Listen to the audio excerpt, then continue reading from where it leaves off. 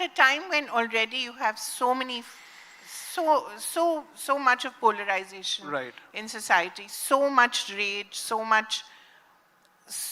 many avenues that are blocked for self-expression, that sometimes rage is the only way you can express yourself. Is that not somewhat dangerous? Sure, but the burden should not be on the Hindu community alone.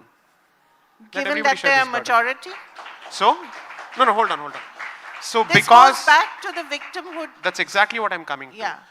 The existence of the Hindu community in the majority does not mean that we have a greater responsibility to preserve peace. This is the false narrative, and particularly as a community which has suffered at the hands of invaders and colonizers, I'm sorry, the burden is no more on us. We have done away with 1/3 of our land by way of Pakistan and Bangladesh. What more is expected of this community? Never again would be the policy at this stage. And it goes back to a very different connotation altogether.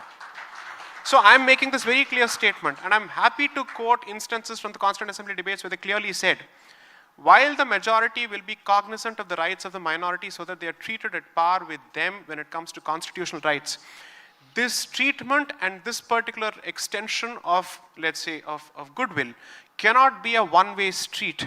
And it is up to the minority to also ensure that it conducts itself in a way that public morality is largely dictated by the majority in every jurisdiction, and it conforms to public morality. Remember, this conversation is happening in the aftermath of the vivisection of this country with millions of lives being lost.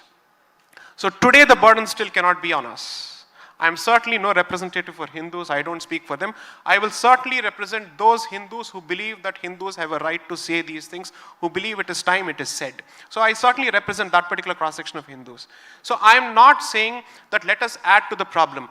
I'm sorry, I'm only saying the problem has existed for long. I'm only saying at the very least, get your head out of the sand and acknowledge these realities and deal with those realities in whatever way possible, staying within the bounds of constitutionality and law.